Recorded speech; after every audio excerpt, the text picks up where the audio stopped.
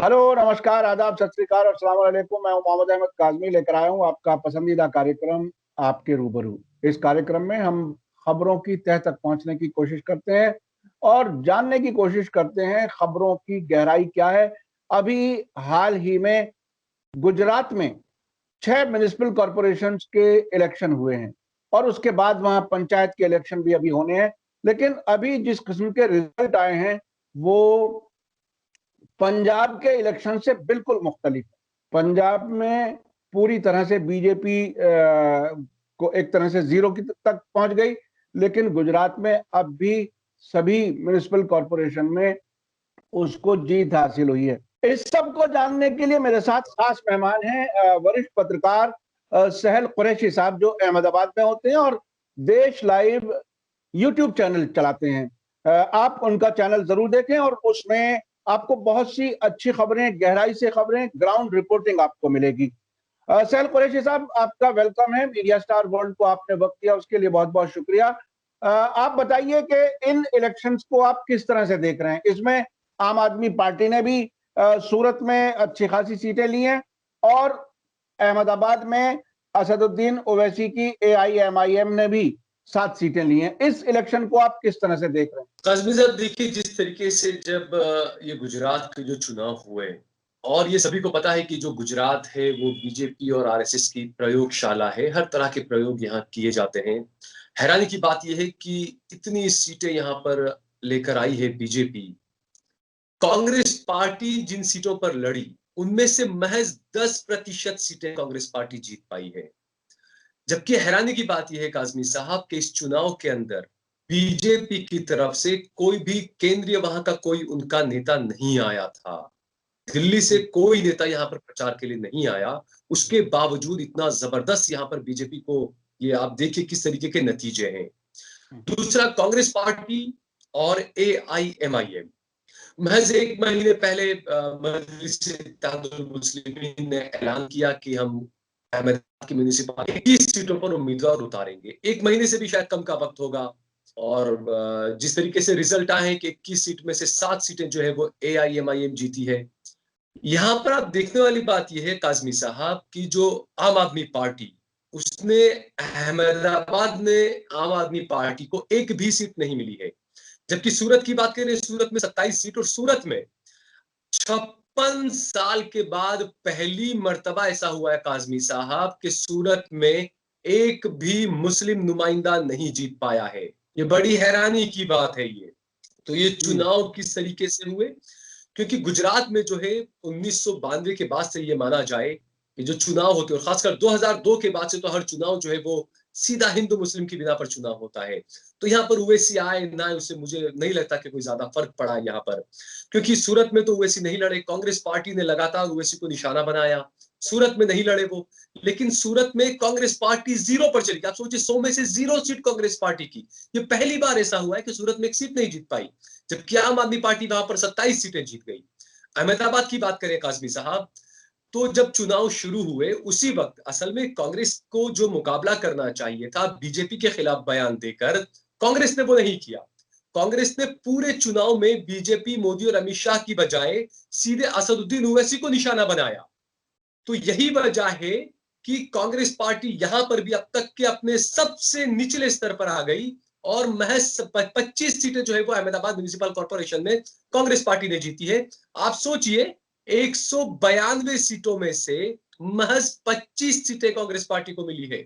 दूसरा काज़मी साहब, यहां पर आप ये फैक्टर देखिए, ये हमेशा से सवाल उठाया जाता है कि ओवैसी आएंगे तो हमारे जो मुस्लिम उम्मीदवार जीतते थे वो कांग्रेस कहती है कि अब नहीं जीत पाएंगे, वहां हिंदू जीत जाएगा। लेकिन अहमदाबाद म्युनिसिपल कॉर्पोरेशन में कांग्रेस पार्टी के पिछली मर्तबा 44 पार्षद थे, काउंसिलर जीते थे।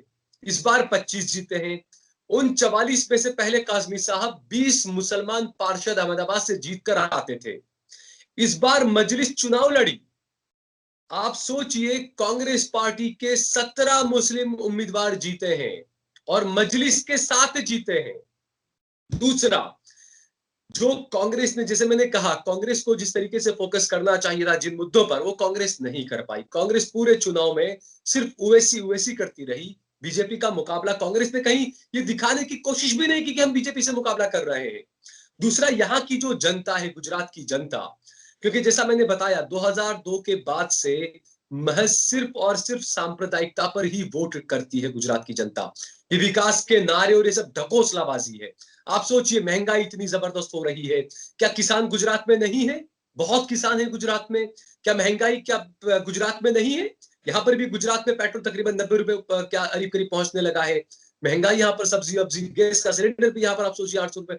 लेकिन उसके बावजूद भी जनता इन चीजों पर ध्यान नहीं दे रही है। गुजरात के मुख्यमंत्री ने, यहां पर खास बात मैं ये कहना चाहूंगा, जो बल्दियाती इंतखाबात हो रहे थे म्युनिसिपल कॉर्पोरेशन के, इससे ठीक पहले बार बार गुजरात के मुख्यमंत्री ने, गुजरात के नेताओं ने, बीजेपी के नेताओं ने ये बार बार बयान दिए कि हम जल्द ही लव जिहाद का कानून लेकर आने वाले हैं। सिर्फ ये वजह है, यही वजह से बीजेपी को वोट मिला है म्युनिसिपैलिटी के चुनाव के अंदर भी। और दूसरी बात, गुजरात के जो मुख्यमंत्री हैं, हालांकि इस बात पर टिप्पणी नहीं करनी चाहिए कि वो स्टेज पर भाषण दे रहे थे और भाषण करते करते वो गिर गए, ढह गए वहां पर, और उनको उठा के ले जाया गया, उनका टेस्ट किया गया, कोरोना पॉजिटिव आए। मुख्यमंत्री साहब ने कोई मास्क वगैरह पहना नहीं था। प्रधानमंत्री जी और मुख्यमंत्री जी हर जगह कहते हैं मास्क पहनो, दूरी बनाओ, लेकिन बीजेपी की रैली में और पॉलिटिकल जितनी पार्टी होती है उनकी रैली में ये तमाम चीजें नजर नहीं आती। न प्रधानमंत्री ने मास्क पहना होता है, न गृह मंत्री अमित शाह ने मास्क पहना होता है, न मुख्यमंत्री ने मास्क पहना होता है। ये एक अलग बात। लेकिन जब वो बयान देते देते, भाषण करते हुए स्टेज पर ढेर हुए, उस वक्त मुख्यमंत्री लव जिहाद पर ही भाषण कर रहे थे। तो क्या माना जाए, ये सिंपैथी लेने के लिए था या क्या था? ये बड़ा सवाल हो सकता है। क्योंकि मैंने यही कहा, गुजरात की जनता ने महंगाई और दूसरे जितने भी मुद्दे हैं अर्थव्यवस्था, उन सबको बिल्कुल दरकिनार कर दिया। और बीजेपी ने जो लव जिहाद की बात की, महज उस मुद्दे पर ही जो है वो गुजरात की जनता ने बीजेपी को वोट दिया है, और इसी वजह से ये नतीजे आए। अच्छा, आपकी बात से मुझे एक चीज और याद आ रही है कि हमने पिछले दिनों एक अहमदाबाद से ही जतिन पटेल का हमने एक इंटरव्यू किया था, जो जो पाटीदार आंदोलन के ऑर्गेनाइजर्स में से एक थे। उन्होंने बाकायदा बताया था कि कांग्रेस हारने की किस तरह से तैयारी करती है। तो ये बिल्कुल जो बात उन्होंने कही थी, तकरीबन वही बात आप कह रहे हैं कि सेंट्रल लीडरशिप कांग्रेस की, राहुल गांधी कितना भी बोलते रहे बीजेपी के खिलाफ, मोदी जी के खिलाफ, अमित शाह जी के खिलाफ, लेकिन गुजरात में कांग्रेस के लोगों ने बीजेपी के खिलाफ कुछ नहीं बोला। आपको क्या लगता है कि ये उसी हारने की स्ट्रेटेजी का हिस्सा था? बिल्कुल, मुझे यही लगता है काज़मी साहब, क्योंकि दूसरी बात यहाँ पर ये देखनी है कि कांग्रेस के अंदर जो अंदरूनी जो कलह है, चाहे वो गुजरात कांग्रेस हो, चाहे कोई भी आप कांग्रेस का जो आप हर जगह पे आप देख रहे हैं कि यही हो रहा है। तो मुझे लगता है यही बड़ी वजह है कि कांग्रेस जो है वो, जो आपने बताया, मैंने भी प्रोग्राम देखा था गुजरात के, जो पटेल भाई के साथ हमने प्रोग्राम किया था, मैंने भी देखा था, बड़ा बेहतरीन कार्यक्रम था आपका वो। तो हकीकत मैंने जैसा कहा कि जिस तरीके से कांग्रेस को खड़ा होकर डटकर मुकाबला करना चाहिए, ऐसा लगता है कि चुनाव के ऐलान से पहले ही कांग्रेस, बिल्कुल ऐसा लग रहा है कि हम चुनाव लड़ना ही नहीं चाह रहे, बस एक प्रक्रिया है, इसलिए हम उम्मीदवार हम खड़े कर देते हैं। लेकिन जिस तरीके से जोर लगाना चाहिए वो शायद कांग्रेस नहीं लगा रही है। तो इसलिए सवाल उठना तो लाजमी है कि क्या जानबूझकर कांग्रेस हार रही है? क्योंकि आपसी नेताओं के अंदर जैसे अलग अलग जो अगर बोर्ड होते हैं, तो इस बोर्ड का नेता कोई और है, जैसे मान लीजिए ओखला का जो बोर्ड है वहां का नेता कोई जो कांग्रेस का है, आप नई दिल्ली साउथ एक्स की तरफ जाइए, वहां का नेता कोई और है। तो उनमें भी अंदर अंदर कलह रहती है, अंदर अंदर कांग्रेस के नेता ही दूसरे को हराने में लगे रहते हैं। तो इस वजह से मुकाबला आपको जिससे करना है वो नहीं कर रही है कांग्रेस पार्टी, अंदर अंदर लड़ रही है। दूसरा, जिस तरीके से विपक्षी पार्टियों को जो मुद्दे उठाने चाहिए वो कांग्रेस पार्टी बिल्कुल नहीं उठा पा रही है, मैंने यही कहा। तो इसलिए बिल्कुल ये सवाल उठना लाजमी है कि आखिर क्या वजह है कि कांग्रेस पहले से हार मान लेती है जानबूझकर, क्यों चुनाव सही से क्यों नहीं लड़ रही है कांग्रेस? ये बड़ा सवाल उठ रहा है काज़मी साहब, क्योंकि महज एक राहुल गांधी हर बार बयान देते हैं। बिल्कुल ये बात सही है कि राहुल गांधी ने आज तक जो भी बयान दिए हैं, चाहे वो कोरोना को लेकर हो, चाहे वो अर्थव्यवस्था को लेकर हो, हमेशा जो आगाह किया सरकार को, वो बिल्कुल सही किया उन्होंने। सबसे पहले उन्होंने सूट बूट की सरकार को लेकर सवाल उठाए थे, अदानी अंबानी की सरकार उन्होंने बताया था, अमीरों की सरकार बताया था। वो अब बाद में जो है वो सही साबित भी हुई, 4-5 साल के बाद भी सही। दूसरा, आप ये सोचिए कि यहाँ पर जो मोदी जी है, अब ये कितना बेहतरीन मुद्दा भी, ये भी एक कांग्रेस के पास में है, लेकिन नहीं उठा पाती कांग्रेस। सरदार पटेल के नाम पर बीजेपी ने हमेशा से राजनीति की। खासकर प्रधानमंत्री नरेंद्र मोदी बार बार ये कहते थे कि पहले प्रधानमंत्री सरदार हो सकते थे, सरदार को वो चीज जो है वो नहीं मिली कांग्रेस पार्टी में। सरदार के नाम पर आपने स्टैच्यू बना दिया 3,000 करोड़ का, सरदार के नाम पे आपने न जाने क्या क्या कर दिया। लेकिन उसके बाद आप देखिए, जब दुनिया का सबसे बड़ा स्टेडियम बनाया गया, जो अहमदाबाद में बना, उसका नाम सरदार पटेल से बदलकर नरेंद्र मोदी क्रिकेट स्टेडियम कर दिया। यानी आप सरदार को सिर्फ वोट लेने के लिए एक टूल किट की तरह आप इस्तेमाल कर रहे हो, और इस मुद्दे पर कांग्रेस बिल्कुल खामोश है। तो ये बड़ी हैरानी की बात, इतना बड़ा मुद्दा, सरदार इतने बड़े कांग्रेस के नेता, क्या कांग्रेस ने जानबूझकर मोदी को ये खुली छूट दे दी कि आप हमारे नेताओं को हाईजेक कर लो? बिल्कुल। तो अच्छा ये तो अच्छा सवाल उठता था। अच्छा, आपने आपने स्टेडियम का मामला उठाया। क्या आपको लगता है कि जिस तरह से कुछ हुक्मरान जब डिक्टेटर बनना चाहते हैं तो वो अपनी जिंदगी में ही कुछ अपने स्टैचू, कुछ अपनी यादगारें बनाने की कोशिश करते हैं। मायावती जी ने भी अब बहुत कुछ किया था, हर जगह हाथी खड़ा किया था उन्होंने। नोएडा में एक बहुत बड़ा पार्क है उसमें, और बहुत जगहों पर। क्या ये वही इशारा है मोदी जी की तरफ से कि वो अपने नाम से अब बड़ी इमारतें या स्टेडियम या ये अपने अपनी ही जिंदगी में अपने प्राइम मिनिस्टर रहते हुए कराना चाह रहे हैं? आपको क्या लगता है, क्योंकि आप गुजरात में हैं और उनके मिजाज को शायद आप ज्यादा बेहतर जानते जी देखिए काज़मी साहब, ये वही प्रधानमंत्री हैं जिन्हें अपना नाम हर जगह चाहिए। वो जो सूट पहना था उन्होंने, उसमें भी उन्होंने मोदी, मोदी, मोदी, मोदी लिखवाया था। तो उसी वक़्त देश की जनता को पता चल गया था कि आखिरकार इनको अपने नाम में कितना ज़्यादा वो करने का शौक है। दूसरा, मायावती का आपने मिसाल दी। कहा ये भी जाता है कि हिटलर ने भी अपने ज़माने में एक स्टेडियम का नाम जो है फुटबॉल स्टेडियम का नाम जो है अपने नाम से रख दिया था। तो ये तो डिक्टेटरों का हमेशा से ये रहा है कि वो चाहते हैं, और मोदी का भी ये रहा है, क्योंकि अब सत्ता में आए हैं, तो आप देखिए हर जगह उनके जो पुराने जो वीडियोस भी होते हैं, कई वायरल भी होते हैं, वो इतने ज्यादा अपने आप को चाहते हैं कि अगर उनका अगर कोई फोटो ले रहा है, उसके बीच में अगर उनका बॉडीगार्ड भी अगर आ जाता है तो उसको फौरन डपट के साइड में हटा देते हैं। यहाँ तक कि फेसबुक के जो मार्क जुकरबर्ग एक बार बीच में आ गए थे, तो बाकायदा कंधा पकड़ के बड़े बुरे तरीके से उन्होंने साइड में हटा दिया था। तो मोदी को हर जगह बस मैं ही दिखूं, तो ये डिक्टेटरों की जहनियत इसी तरह की होती है कि वो हर जगह खुद का नाम देखना चाहते हैं, वो हर जगह खुद की तस्वीर देखना चाहते हैं। आपको हैरानी की बात होगी, गुजरात सरकार ने ये बिल्कुल एक बाकायदा एक परिपत्र जारी कर दिया कि किसी भी सरकारी दफ्तर के अंदर अंबेडकर की तस्वीर नहीं लगेगी। क्या मतलब हैं? इसका? आप अंबेडकर के नाम पर वोट मांग लेते हैं, आप सरदार के नाम पर वोट मांग लेते हैं, लेकिन तस्वीर आपको हर जगह पर नरेंद्र मोदी की चाहिए। तो ये तो डिक्टेटरशिप नहीं है तो और क्या है काज़मी साहब? ये चाहते हैं कि मेरे जीते जी मैं हर जगह पर अपनी तस्वीरें और अपनी सारी चीजें ऐसे लगा दूं कि बिल्कुल एक महापुरुष जो कहा जाता है, महापुरुष ही बन जाऊं मैं बिल्कुल। तो क्या लगता है आपको कि ये डिक्टेटर बनाने में, फिर मैं वापस आऊंगा, कांग्रेस इनको बाकायदा हेल्प कर रही है? क्या कांग्रेस ने अपने हारने का इंतजाम और बीजेपी को जिताने का इंतजाम, हमें याद है क्योंकि आप भी लंबे समय से पत्रकारिता में हैं, एक जमाने में पीवी नरसिम्हा राव के बारे में कहा जाता था कि वो धोती के नीचे आरएसएस का निक्कर पहनते हैं, अच्छा या पहनते हैं। ऐसे कुछ लोग ऐसे कच्छा पहनते हैं। तो ऐसे कुछ लोग शायद कांग्रेस में भी हैं। तो क्या ये डिक्टेटर बनाने में मदद करने के प्लान का हिस्सा है कांग्रेस की तरफ से?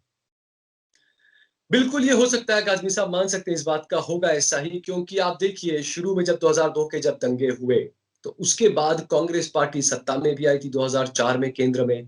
कांग्रेस पार्टी चाहती तो सब काम कर सकती थी, लेकिन कांग्रेस पार्टी ने प्रधानमंत्री नरेंद्र मोदी को और अमित शाह को ये माना जाए कि क्या खुली छूट दे दी कि आप उनको कटघरे में सही से खड़ा नहीं कर पाए, आप उनको सही से उनके खिलाफ बहस नहीं करवा पाए। ये क्या वजह थी? इतने सब आपके पास में गवाह भी थे, एक-एक करके गवाह भी सारे निपट गए, मुकर गए अपनी-अपनी बातों से। और इसके अलावा भी कई ऐसी चीजें थी, जैसे जो मरहूम, जो अब मैं उनका नाम तो क्या लूं, उनके बारे में क्या कहूं, अहमद पटेल साहब जो थे, तो वो भी गुजरात के इतने बड़े नेता थे, देश के इतने बड़े नेता बने, गुजरात से थे, क्या उनको गुजरात की हकीकत नहीं पता थी? तो ये सवाल तो बिल्कुल है कि क्या हकीकत में हो सकता है कि कांग्रेस ने जानबूझकर ये तमाम चीजें की है, कि कांग्रेस इतनी धरातल पर जो आई है, ये कांग्रेस की खुद की करनी का नतीजा जो है वो कांग्रेस पार्टी भुगत रही है। और जिस तरीके से, हालांकि ये सिर्फ एक गोधरा कांड का और ये बात मैं नहीं कर रहा हूं, इसके अलावा भी कई ऐसे मुद्दे आए थे, लेकिन कांग्रेस पार्टी ने क्या पता किस डर की वजह से या किस वजह से बिल्कुल खुली छूट दे दी, और बिल्कुल एक आजाद घोड़े की तरह छोड़ दिया मोदी और अमित शाह को कि वो आराम से अपने किले फतेह करते जा रहे हैं और कांग्रेस आराम से हाथ पे हाथ धरे बैठी है, कुछ कर नहीं रही है। तो ये सवाल तो उठना लाजमी है कि आखिरकार कांग्रेस वाकई में हो सकता है कि क्या जानबूझकर कांग्रेस हार रही है, क्या सोचा है कांग्रेस की, क्या रणनीति है, ये बिल्कुल किसी के भी समझ से परे है। और दूसरा आपने जो कहा कि नरसिम्हा राव के बारे में कहा जाता था कि वो धोती के नीचे आरएसएस का कच्छा पहना होता था उन्होंने। आप सोचिए गुजरात में भी ये था कि जो शंकर सिंह जो वाघेला हैं, वो बड़े आरएसएस के माने जाते थे, लेकिन कांग्रेस उनको अपने अंदर लेकर आई, कांग्रेस में शामिल किया, मुख्यमंत्री बाद में बने थे वो। तो ये कहीं ना कहीं सवाल तो उठता है, कांग्रेस के कई नेता हैं, अभी आपने मौजूदा भी देख लिया कि किस तरीके से राम मंदिर पर चंदे की बातें की जा रही है कांग्रेस पार्टी की तरफ से, किस तरीके से राम मंदिर के लिए सोने की ईंट भिजवाई जा रही है। तो ये तमाम चीजें हैं। इस पर एक एक और मैं थोड़ा सा हटके को करना चाहूंगा काजमी साहब, जी। कि एक तरफ आप राम मंदिर के चंदे की बात करते हैं, दूसरी तरफ आप मुसलमानों की ये बातें कर रहे हैं। एक जो वसीम जाफर क्रिकेटर का जो एक मामला जो सामने आया था अभी मौजूदा कुछ दिनों पहले, एक नमाज को लेकर, आप सोचिए क्या ये इतना बड़ा कोई इश्यू था? क्या कांग्रेस को इस पर सवाल नहीं उठाना चाहिए? जिस उत्तराखंड क्रिकेट बोर्ड ने, क्रिकेट एसोसिएशन ने वसीम जाफर पर सवाल उठाए नमाज पढ़ने को लेकर, मौलाना के बुलाकर नमाज पढ़ाने को लेकर, हालांकि उसका बाद उन्होंने बताया कि ये जो था वो टीम मैनेजर के और उनके परमिशन के बाद किया गया था।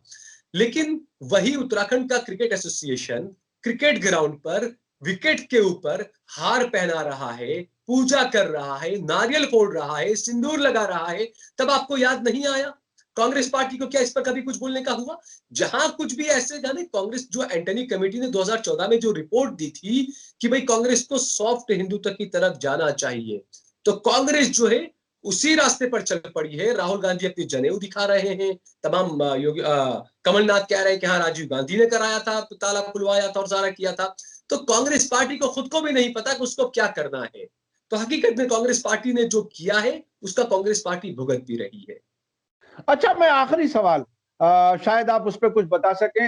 अभी हाल ही में पंजाब में इलेक्शन हुए, वहां कांग्रेस की हुकूमत है, तो वहां बीजेपी पूरी तरह से हार गई।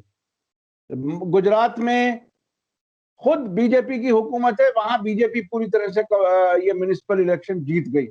तो क्या ये कोई एक ट्रेंड है? क्या आने वाले वक्त में किसी भी और स्टेट में जहां कहीं इलेक्शन होंगे, इसी पैमाने पर, इसी तरीके से रिजल्ट्स आएंगे? क्या ये मैनेज हो जाते हैं? क्या ये रियल हैं? आपको क्या लगता है?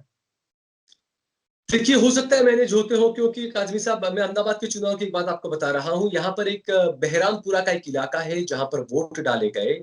एक रात पहले रात को 2 बजे मुझे फ़ोन आया कि भई जहाँ पर स्ट्रॉन्ग रूम है, जहाँ पर सारे मशीन रखे गए हैं, वहाँ पर कुछ गड़बड़ी हुई है। मैं रात को उठकर वहाँ पर गया, 2 बजे मैंने खबर कवर की पूरी। उसके बाद जब दूसरे दिन जब वोटिंग शुरू हुआ, काउंटिंग जो शुरू हुआ, मतों की गिनती जो शुरू हुई नतीजे के दिन, आप सोचिए कि जो एमआईएम का जो उम्मीदवार है हबीब शेख उनका नाम है। उन्होंने कहा कि जब आखिरी राउंड की जब गिनती हो रही थी वोटों की, काउंटिंग जब हो रही थी, तो जो बक्सा निकाल के लाया गया रूम से, उस बक्से का सील टूटा हुआ था। उन्होंने सवाल उठाया कि भाई ये सील क्यों टूटा हुआ है? उन्होंने ऑब्जेक्शन उठाया। एमआईएम के वो जो उम्मीदवार है हबीब शेख, उनके क्वेश्चन को, उनके सवाल को दरकिनार कर दिया गया। कांग्रेस का जो कैंडिडेट थी वो आई, उन्होंने कहा कि मुझे कोई प्रॉब्लम नहीं है, आप गिनती आगे बढ़ाइए, इसमें से गिनी निकाल, मशीन निकाले और गिनिए आप। ये हैरानी की बात है भाई, जब अगर वहां पर सील टूटा हुआ है तो कांग्रेस के उम्मीदवार ने भी परमिशन क्यों दी? इसका मतलब अगर गड़बड़ी हो भी रही है तो कांग्रेस को पता है ये तमाम चीजें, या कांग्रेस खुद उसको हरी झंडी दे रही है कि हाँ भाई होने दो ये।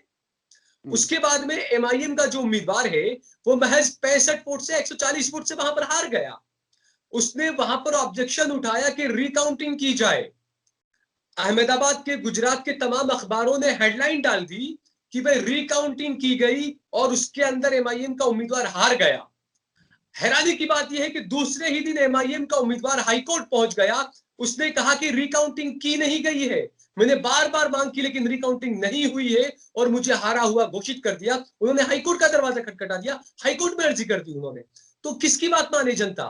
अखबार बता रहे हैं कि रिकाउंटिंग हो गई है, उम्मीदवार कह रहा है कि मैंने रिकाउंटिंग का मुतालबा किया तो पुलिस ने मुझे धक्के मारकर बाहर निकाल दिया, उम्मीदवार को धक्के देकर बाहर निकाल दिया। क्या ये गुजरात मॉडल है?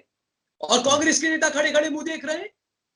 आपके कांग्रेस के सबसे बड़े नेता कपिल सिब्बल ईवीएम को लेकर बड़ा प्रेस कॉन्फ्रेंस करते हैं, बताते हैं किस तरीके से घोटाले होते हैं ईवीएम के। और यहाँ पर आपकी खुद की एक उम्मीदवार है, वो खड़े होकर कह रही है सील टूटा हुआ था, कोई बात नहीं, आप गिनती शुरू करो। तो ये क्या मतलब है? कांग्रेस खुद जो है वो इस बात को मान रही है कि हाँ भाई आप धांधली करो, हम हमारे आपके साथ हैं हम। तो सवाल उठना तो लाजमी आदमी साहब, हो सकता है बिल्कुल। धांधली हो रही है। ये बहुत बड़ा सवाल है। और देखिए, जो लोग सेकुलरिज्म पर यकीन रखने वाले लोग हैं और कांग्रेस को सेकुलर पार्टी के तौर पर मानते हैं, उसकी एक आइडेंटिटी है और ये नेशनल लेवल की पार्टी है, तो ये सेकुलर किस्म के लोग या सेकुलर संविधान पर यकीन रखने वाले लोग आखिर कहां जाएं अगर कांग्रेस खुद अपने हारने का इंतजाम करती है। बहुत बहुत शुक्रिया जनाब सहल कुरैशी साहब, आपने वक्त दिया मीडिया स्टार वर्ल्ड को। बहुत सी चीजें गहराई से मालूम हुई, जो कुछ गुजरात इलेक्शंस में अभी हुआ है उसके बारे में, और क्या क्या गड़बड़ घोटाले हो सकते हैं, हुए हों, जिसकी तरफ आपने इशारा किया है। बहुत बहुत शुक्रिया आपका। मैं अपने दर्शकों से कहना चाहूंगा कि हमारी कोशिश होती है कि जहां से खबर हो वहीं से उसको गहराई से समझा जाए और उसमें कुछ जानकार लोगों से आपकी मुलाकात कराई जाए। सहल कुरैशी एक लंबे अरसे से पत्रकारिता में हैं, पहले दिल्ली में थे, आजकल अहमदाबाद में है और देश लाइव यूट्यूब चैनल चलाते हैं। आप लोग उनका चैनल देखिए, सब्सक्राइब कीजिए। बहुत बहुत शुक्रिया सहल कुरैशी साहब, एक बार फिर। इसी के साथ मुझे दीजिए इजाजत। धन्यवाद, शुक्रिया। जय भारत, जय हिंद। मीडिया स्टार वर्ल्ड के और वीडियो देखने के लिए हमारे चैनल को सब्सक्राइब करें और सीधे नोटिफिकेशन पाने के लिए बेल आइकन दबाएं। और अगर हमारी खबर सच्ची और अच्छी लगे तो अपने व्हाट्सएप, इंस्टाग्राम, फेसबुक और ट्विटर अकाउंट पर ज़रूर शेयर करें।